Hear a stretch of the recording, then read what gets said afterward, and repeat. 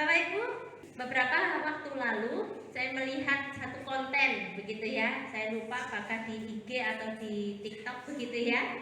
Jadi ada lucu-lucuan begitu, cuplikan yang lucu. Sepasang suami istri di dapur, ya kondisinya di dapur begitu ya. Lalu suaminya itu membawa pisau dan memotong ketimun kalau nggak salah ya, ketimun langsung di meja makan gitu, meja makan langsung tak tak tak tak gitu kan. Terus istrinya lihat, kok langsung begitu ya. Istrinya ngambilin talenan, maksudnya untuk apa? Dibuat tatakan alas ya kan. Nah tapi begitu talenan itu diterima oleh si bapak, si suami, lalu apa yang dilakukan? Talenan itu dijadiin pisau untuk matang timun gitu ya. Ini lelucon ya. Dari cuplikan video ini, apa yang ingin saya sampaikan ke Bapak Ibu? Bapak Ibu, benda-benda yang ada di sekitar kita ini punya fungsi masing-masing sesuai dengan tujuan dibuatnya benda tersebut. Jadi kita tahu semua benda yang ada di sekitar kita pakai sesuai dengan orang yang bikin itu untuk apa, betul ya? Nah, barang yang diciptakan itu harus digunakan sesuai fungsinya. Kalau enggak, apa yang terjadi? Barang itu bisa rusak atau malah enggak berfungsi sama sekali. Seperti talenan tadi kan enggak berfungsi sama sekali kalau untuk memotong, betul kan? Yang betul adalah untuk alas memotong. Nah, demikian juga kita diciptakan Tuhan dengan sebuah tujuan. Mari kita membuka satu ayat saja di dalam Efesus. Surat Efesus pasal yang kedua ayat 10. 1, 2, 3. Karena kita ini buatan Allah, diciptakan dalam Kristus Yesus untuk melakukan pekerjaan baik yang dipersiapkan Allah sebelumnya. Ia mau supaya kita hidup di dalamnya. Sekali lagi, karena kita ini buatan Allah, diciptakan dalam Kristus Yesus untuk melakukan pekerjaan baik yang dipersiapkan Allah sebelumnya. Ia mau supaya kita hidup di dalamnya. Amin. Dengan kata lain, Bapak Ibu, ayat ini mau mengatakan demikian. Allah sendirilah yang menjadikan keadaan kita seperti sekarang ini dan memberi kepada kita hidup baru dalam Kristus Yesus. Sejak dahulu sudah direncanakan oleh Allah agar hidup kita ini dipakai untuk melayani orang lain.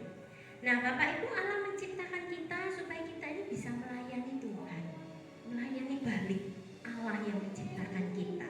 Bagaimana caranya kita melayani Allah? Salah satunya kita melayani orang lain, sesama kita. Sebelum Allah menciptakan kita, Dia memutuskan peran apa yang Dia ingin kita mainkan di dunia ini. Seperti bayangkan saja Bapak Ibu, seorang arsitek yang merancangkan bangunan baru, ia akan tanya terlebih dahulu, untuk apa bangunan ini didirikan?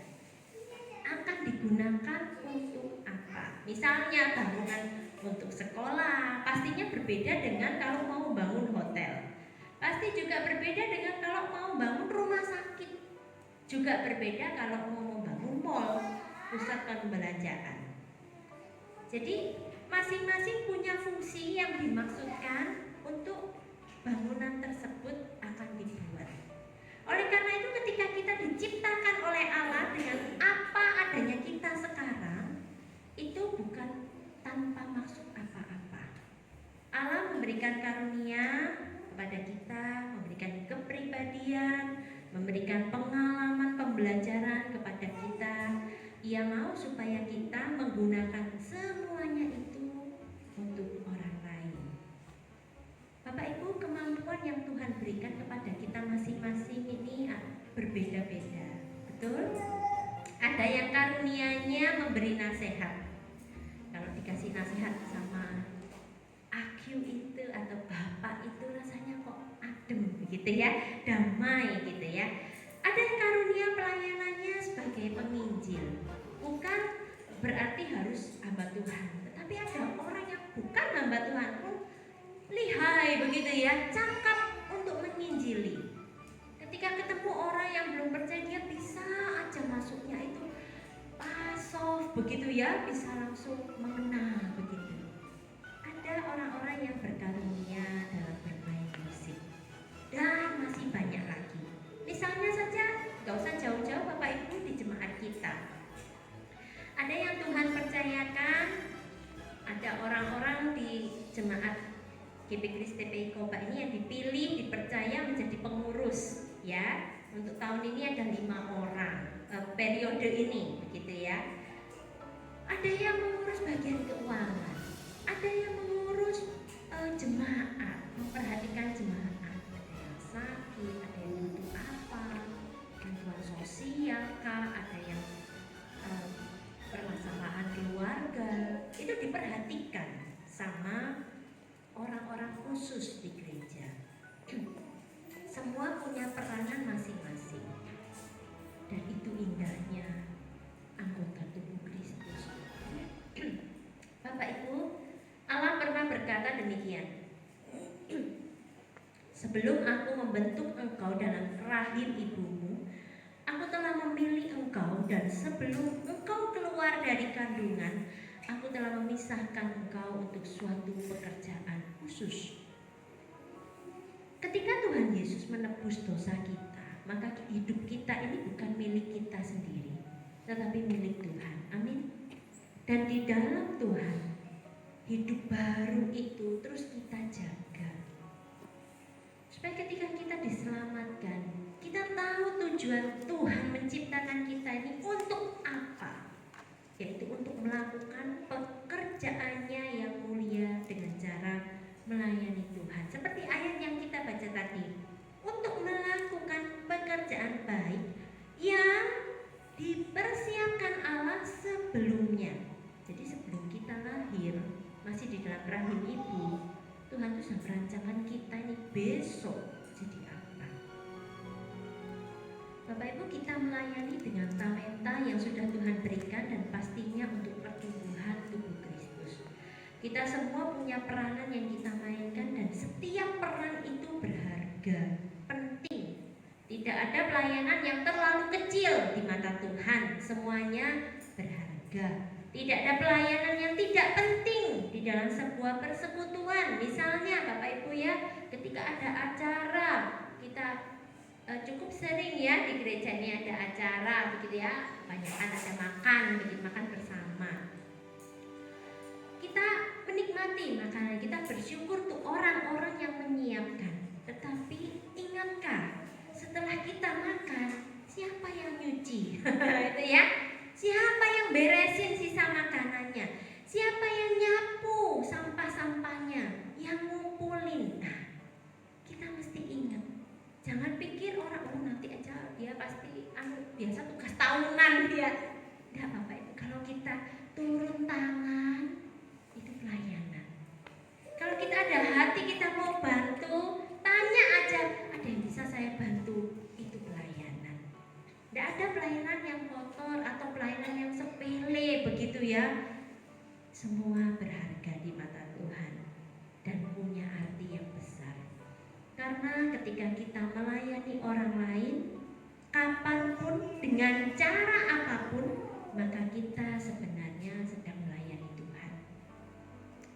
Bapak Ibu, saya akan menutup sebuah renungan kita dengan sebuah cerita. Suatu kali ada sebuah toko baju yang mewah. Karena waktu itu menjelang Natal, maka toko tersebut dihiasi dengan hiasan yang indah sekali. Lantainya dilapisi karpet yang baru dan tentunya menarik perhatian. Suatu siang, seorang pengemis wanita tanpa ragu memasuki toko itu. Bajunya kotor, penuh lubang, badannya sudah berhari-hari gak mandi, sehingga bau busuk menyengat di hidung. Seorang pendeta yang melihat pengemis itu memperhatikan dari luar toko, ia berjaga-jaga jikalau pengemis wanita itu diusir keluar dari toko itu, dia yang akan menyapa pengemis tersebut. Tetapi pengemis itu dapat terus masuk ke bagian dalam toko itu. Tidak ada petugas keamanan yang mencegat dan mengusir pengemis itu. Padahal waktu itu ada banyak orang di dalam toko itu yang memakai setelan jas dan para wanitanya memakai gaun yang mewah dan mahal. Sebuah piano besar dimainkan seorang pianis terkenal mengiringi para penyanyi yang menyanyikan lagu Natal di dalam toko itu dengan memakai gaun yang indah. Tempat itu tentu sama sekali tidak cocok dengan pengemis wanita itu, bukan? Ia nampak seperti makhluk aneh di lingkungan yang begitu gemerlap. Pengemis tua itu terus berjalan ke bagian dalam toko itu sampai ia ke ruangan yang penuh gaun mewah yang dipajang. Kemudian pelayan yang ada di situ mendekati pengemis wanita itu dan berkata, "Selamat siang, Ibu. Ada yang bisa saya bantu?" Wanita pengemis itu menjawab, "Saya mau mencoba gaun itu." Lalu saut sang pelayan, "Berapa ukurannya?" Jawab pengemis, "Saya tidak tahu." "Baiklah, saya ukur terlebih dahulu ukuran badan Ibu." Lalu pelayan itu melingkarkan meteran di tangan, di pinggang, di bahu si pengemis tersebut. Tentu bau badan yang menyengat tidak dihiraukan oleh sang pelayan. Setelah selesai mengukur badan, sang pelayan langsung mengambil gaun yang sesuai dengan ukuran tersebut dan membantu memakaikan kepada wanita pengemis itu. Karena tidak cocok, maka wanita pengemis itu meminta berganti gaun yang lain. Sampai 5 gaun mewah yang indah dicobanya. Bapak pendeta yang memperhatikannya pun semakin heran. Lebih heran lagi ketika wanita pengemis itu pergi meninggalkan toko tanpa membeli satu pun gaun yang dia coba. Setelah wanita pengemis itu pergi, maka bapak pendeta itu menghampiri pelayan toko tersebut yang melayani wanita pengemis itu dan bertanya, "Mengapa Anda membiarkan pengemis itu mencoba gaun-gaun indah ini?" Jawab si pelayan, "Oh, memang tugas saya adalah melayani dan berbuat baik, Bapak. Tetapi," ini jawab pendeta itu, "tetapi Anda kan tahu bahwa pengemis itu tidak mungkin sanggup membeli gaun-gaun mahal ini." Lantas dijawablah oleh si pelayan, "Maaf Bapak, soal itu bukan urusan saya. Saya tidak dalam posisi menilai atau menghakimi para pelanggan saya. Tugas saya adalah melayani dan berbuat baik."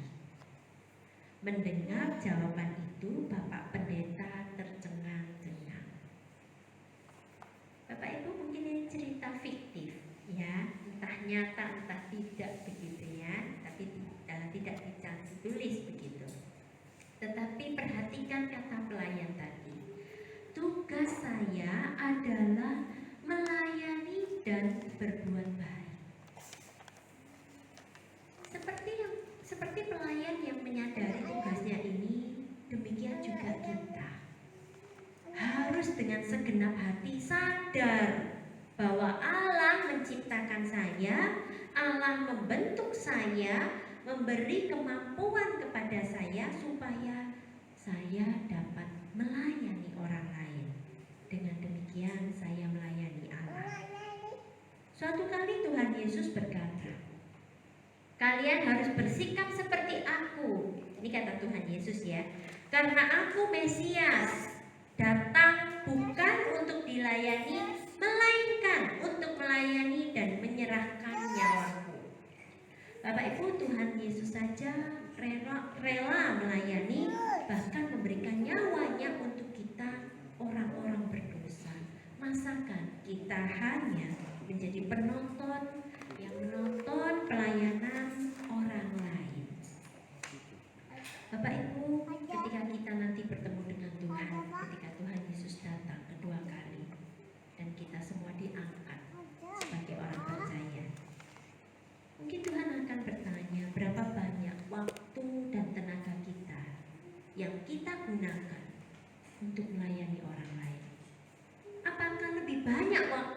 melayani diri kita dibanding ketika kita melayani orang lain atau melayani Tuhan.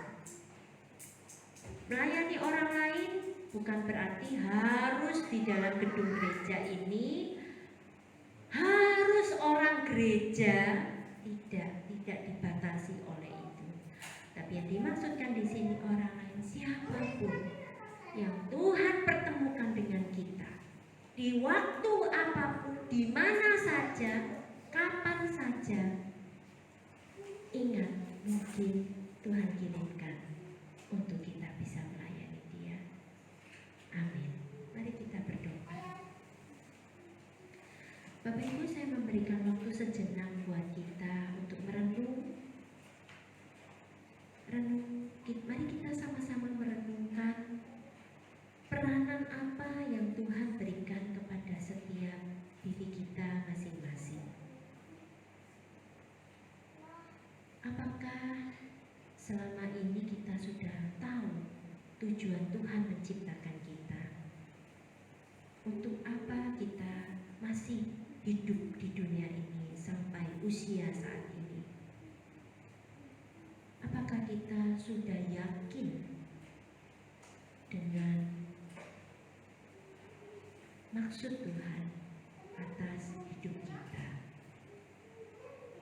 Saya rindu kita semua yang hadir malam hari ini, yang mungkin kita masih ragu-ragu, mari tanyakan kepada Tuhan secara pribadi dan minta Tuhan supaya Tuhan memberikan kepekaan kepada kita. Kita tahu untuk apa kita diciptakan dan peran apa yang kita mainkan selama masih dipercaya hidup di dunia ini. Menjalankan peran seperti yang Tuhan mau, bukan sekedar ketika kita berperan menjadi seorang anak, ketika ditanya apa tujuanmu, apa tujuan hidupmu, jawaban kita hanya sebatas membahagiakan orang tua kita, melakukan peran kita di sekolah, atau menyambung hidup dengan bekerja. Bukan sekedar demikian, namun terlebih dalam daripada itu, sebenarnya apa tujuan Tuhan menciptakan kita? Tentu lebih dari sekedar membahagiakan orang tua, belajar, bekerja, menjadi pelayan Tuhan. Dan itulah yang perlu kita cari, supaya ketika kita menjalani hidup dan tantangan hidup ini, kita boleh melihat kembali apa rencana Tuhan di dalam hidup kita. Sungguh kami mengucap syukur untuk kesempatan